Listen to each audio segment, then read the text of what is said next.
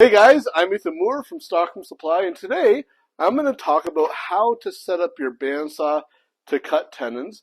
Now, specifically, we're going to talk about how to set up your bandsaw to get the most accurate tenons possible. Now, most guys, right away, you're going to think, well, everyone cuts their tenons on a table saw. Now, not everyone has a table saw, so a bandsaw is definitely the next best method. But also, a bandsaw arguably is the second safest saw in your shop. Very, very safe tool to use next to a scroll saw. So a lot more people would be comfortable using a bandsaw to cut tenons compared to a table saw. Now, only things that we need to cut a tenon on a bandsaw is a fence, a stop for your fence, and a miter gauge. Now, the other thing we're going to talk about, you probably have seen other videos with me where I really dislike using a fence on a bandsaw because of the issues with blade drift. This is one of the few times that a fence on a bandsaw is actually the best tool for the job, and we'll talk about why we can get away with using a fence here. So the first thing that I've done is I've marked this tenon up here. The setup portion of this isn't going to matter on the size of your tenon, but I've got that pre-marked here. So let's get right into showing how to set this up. Now, I quickly want to talk about the setup of the guides on your bandsaw because this is very important, especially the thrust bearing. Now, actually, if you look from this angle here, Kate, I didn't realize this, but this thrust bearing is set really far back. It's about, I don't know if you can tell in the video, but it's about half an inch away from that blade. So if I were to go and try to cut my tenon right now, if you get a side view of the blade now, the other way, right here, what would happen is I would be touching the thrust bearing on the bottom, but on the top I wouldn't be. So I would actually angle that blade a bit like this, and that's going to leave for a very inaccurate shoulder. So you're going to want to make sure that you have your thrust bearing set just behind your blade, a paper thickness away from the back of the blade. And we're going to make sure that's the same on the front, on the top, and the bottom. So double check that before we cut anything. Also, it's worth just having a look at your side guides here. Again, a paper thickness away from the side of your blade. Definitely not as important as a thrust bearing, but have a look at it before you cut. So now we're going to cut or set up to cut the depth of the shoulder here. So we're going to slide our fence right up beside our blade, just so we're not quite touching. Lock that in place there.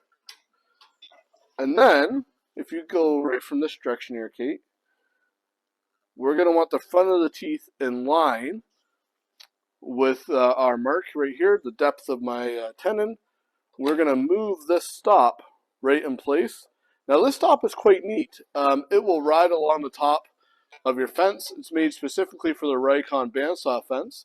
It's got a little cam lock that once you have it in place, it'll lock. Just like that. So we have that stop locked in place. And the other really cool thing is, when I'm not using it, I can swing this out of the way and it will go all the way back if my guides aren't right there. So I can move it out of the way really, really easily. But now, and the last thing I should note about it, if you notice the bottom of the stop is about an 1/8 inch off the bandsaw bed, that's going to keep sawdust and things from building up. So you could use that stop over and over without having to worry about sawdust interfering with the accuracy there. So we got that stop set right there. So the next thing to do is to bring the bandsaw fence over. Now, it is always best practice when using a fence on a bandsaw to cut the thicker side towards the fence and the thin side off. If there's any stress in this piece of wood, that thin side will move more than the thick side. So, if I had that thin side against the fence, it'd be more likely to deflect and push and put pressure against the side of my blade. And when I'm resawing on a bandsaw, that's a big problem. On a small piece like this, not as big an issue, but I'll link a video up top that talks about that a little bit more to do with resawing. So, and then the other thing, right now, it's kind of hard for me to see that line.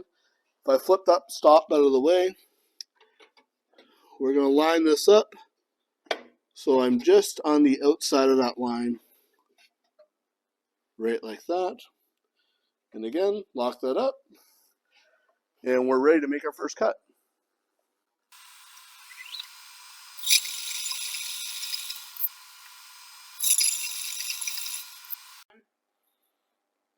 Okay, we're going to leave our flip stop here right in place.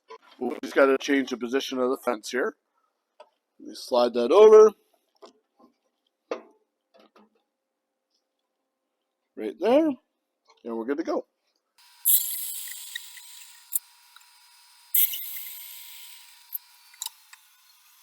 So now we have all of our cheek cuts made. We just got to go in and cut our shoulders, and we'll do that with the miter gauge. Now, one other thing I forgot to mention here, something of note, just to pay attention to, the depth of your tenon is always going to be limited on a bandsaw by the width of your blade. So if you have a 3/4 wide blade, you cannot cut a tenon any less deep than 3/4 of an inch. So if you have a 1-inch blade, you can't cut a tenon less than 1 inch.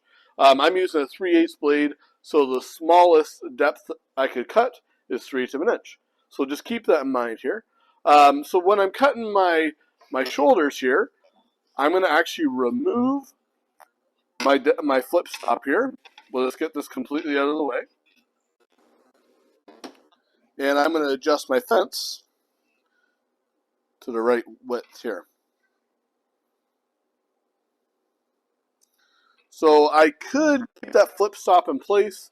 The reason I'm not is simply I'm just going to cut in until these pieces fall off, and then I'll back out.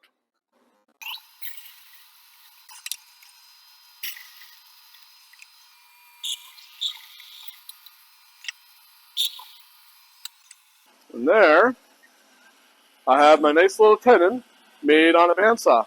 Now you could clean these shoulders up a little bit if you wanted. You could use a rabbiting block plane or a shoulder plane to do that. Now you have a nice accurate tenon there cut with your bandsaw. So yeah, if anybody else has any questions, you can email me at info@stockhamsupply.com or just comment on the video. Thanks for watching.